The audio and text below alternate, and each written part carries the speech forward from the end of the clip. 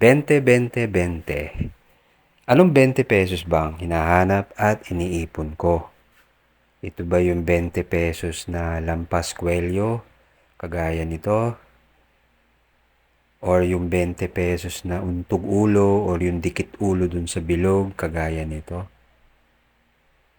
Or meron naman 20 pesos na iba't iba ang mga edges. Kung tawagin, may edge 1, 2, 3 at 4.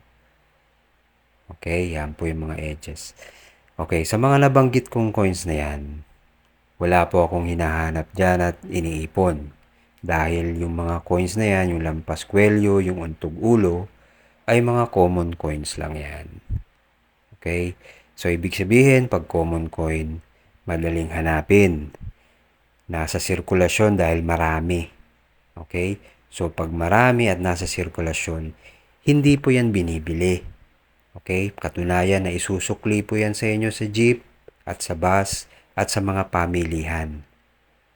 Ano nga bang 20 pesos ang hinahanap ko at iniipon ko? So, yung mga 20 pesos na hinahanap ko at iniipon ko, ito po. Ito yung 2019 na 20 pesos at yung upper mint mark or high mint mark na 20 pesos. Okay, ito po yung mga 20 pesos na 2019 at high mint mark. So, dito muna tayo sa 2019.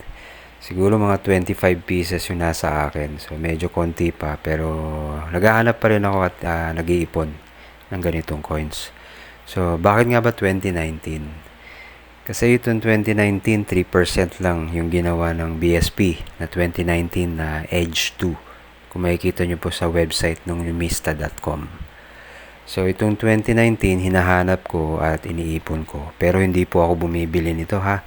Kaya wag nyo na hong i-offer yung mga 2019 nyo sa akin dahil hindi ko po bibilihin yan. Meron pa naman ako nakikita dito sa mga tindahan pag sinusukli sa akin at binabayad sa akin ng mga na bumibili sa akin. Kaya hindi po ako bumibili ng mga ganyang coins na. Okay, ngayon ito naman yung upper mint mark. Okay.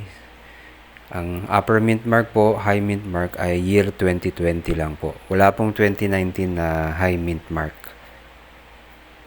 Okay, so yan, high mint mark. Focus natin ha. Ayan, high mint mark po lahat yan. So, bakit high mint mark ang iniipon ko din? Kasi 9% lang yung ginawa ng BSP. Okay, so hindi po ako bumibili ng mga ganitong coins, yung 20 peso coins. Okay. Yung 2019 at yung upper mint mark naman po, nakikita ko pa rin naman sila. Pa isa-isa nga lang, hindi sila kasindalas ng lampas kwelyo at yung untog ulo na talagang common coin yun. Okay, yun lang po. Maraming salamat po. Thanks for watching.